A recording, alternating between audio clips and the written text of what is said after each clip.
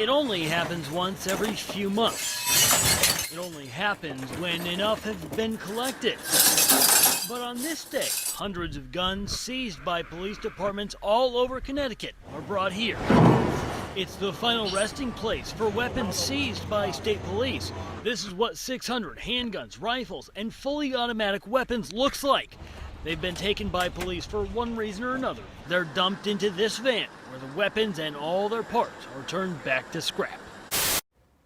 Hello, people.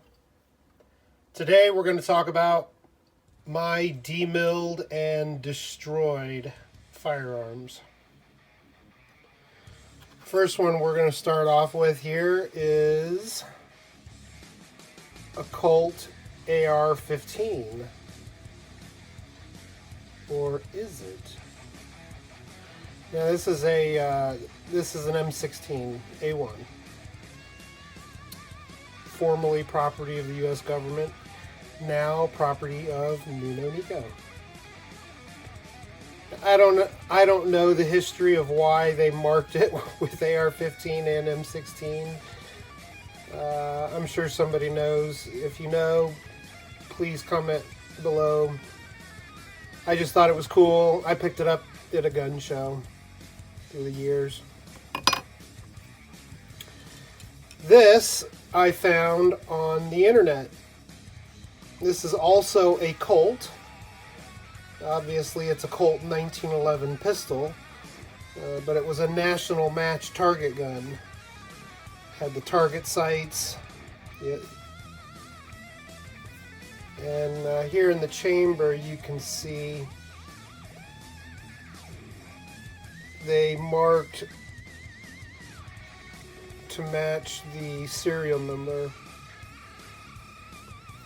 And then once its usefulness had been retired, the government has so many of these firearms that they just demill them to make sure that they don't end up in the wrong hands, of course.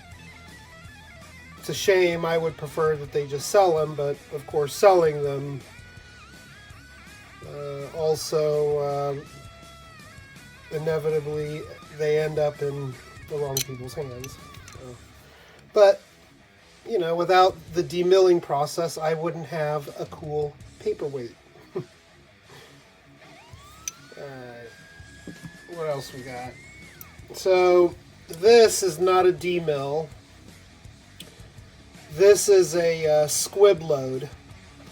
And as many of you are already recognizing, a very expensive mistake.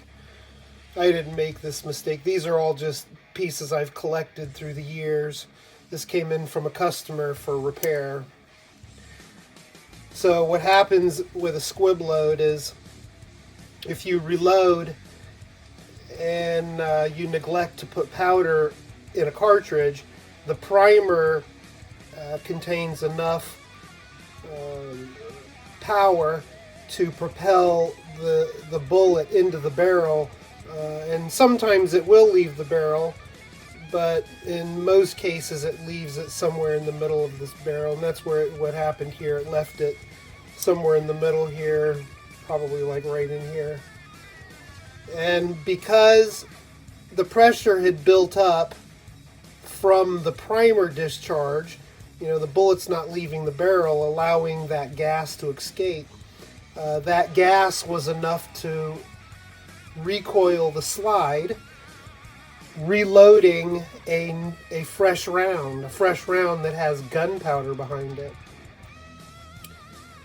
And if you pull the trigger, then this is what happens. It's called a Squib Load, and in the military, what they call the act is a pop and no kick. If you ever feel a pop with no significant recoil, well, then that could be a Squib Load, and you should investigate before pulling the trigger again.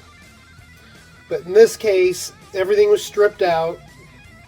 Everything but the barrel and the slide were reused. See how much it bulged the slide there, and obviously cracked the barrel significantly in 3 places. But this ultimately was rebuilt, and the pistol is hopefully still being used. Alright, this one was a different issue altogether. This is not a squib load, and this one was not taken apart. This is literally the whole upper half of the gun minus the recoil spring and guide. But this obviously is a 1911, another 1911, and this was a 45. It was chambered for 45. Oh yeah, we do see that. It says 45 ACP there on the chamber.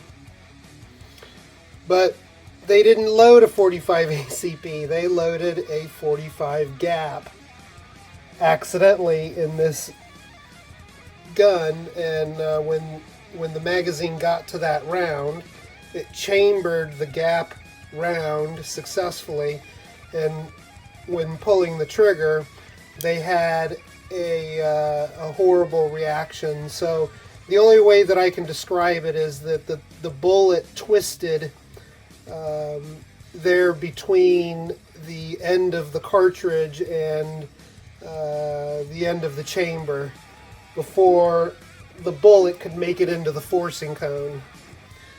Something dramatic there happened and simulated what seemed like a squib load, but it wasn't a squib, it was just the wrong cartridge.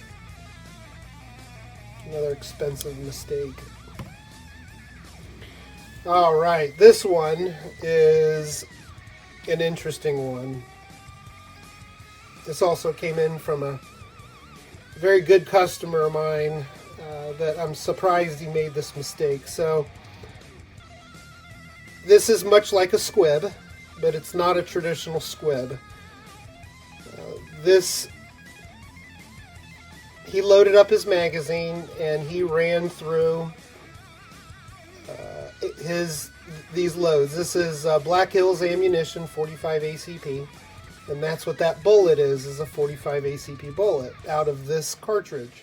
And that's what this barrel is. It's a 45 barrel. This is a bull barrel.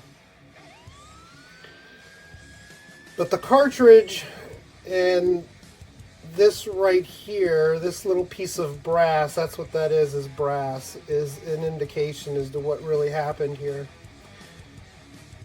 What happened was this individual loaded a subcaliber cartridge in the magazine before this round, and while shooting, he pulled the trigger and didn't get a detonation. Well, what happened was that subcaliber cartridge slid into the forcing cone. And then this cartridge came in right behind it because he purposely loaded a new round, thinking that he simply didn't load the chamber. He looked, he pulled the slide to the rear, looked into the chamber, and didn't see anything. And the reason why he didn't see anything is because the head stamp of the cartridge was here. It was a 10 millimeter. And when he pulled the trigger, this bullet here detonated the cartridge of that 10 millimeter, sending the 10 millimeter cartridge and bullet downrange. And this piece of brass right here is part of that cartridge. As the barrel was fragmenting apart, a piece of the casing from the 10 millimeter got caught in the crack and sheared off, and that's what that is right there.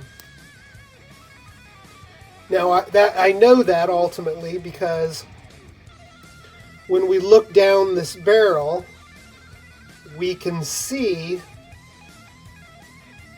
that the head of that bullet, imprinted in the head of that bullet, is the head stamp of that cartridge.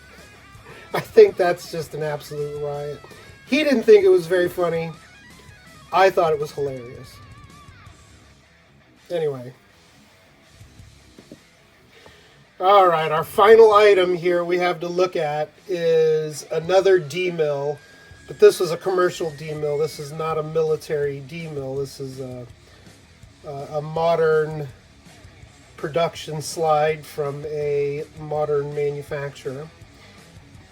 And the reason why I'm showing this to you is because of the torture that it endured after it was deemed unworthy to be used on a gun.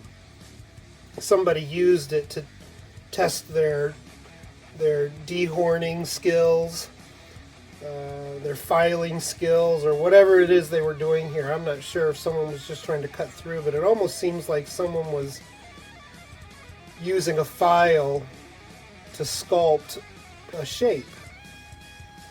Well, ultimately, in the end, it was trash, and so nobody really cared.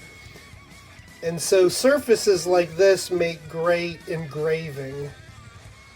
And that's ultimately what happened with this piece of trash, was that it was endowed with this beautiful, beautiful laser engraving that I could not allow to go into a scrap pile, to remain in a scrap pile. It remains in my scrap pile. I have a collection of dozens, maybe over 100 demilled or destroyed gun items like this that just seemingly didn't have any value to other people, but they have great value to me. And I think that this is just a beautiful, beautiful piece of trash. Thanks for watching, people. Make it a great day. This is my rifle. It's been tested in every theater of war for the last 50 years. There are many like it, but this one is mine. It's been tested from the concrete jungle to the jungles of Vietnam. My rifle is my best friend. Through the dust, the rain, and the snow, it has been proven reliable and accurate. I will learn its strength, its parts, its accessories, its sights, and its barrel. It's 100% mil-spec. It's battle-tested. And it's in a class all by itself. This is my rifle. This is Colt.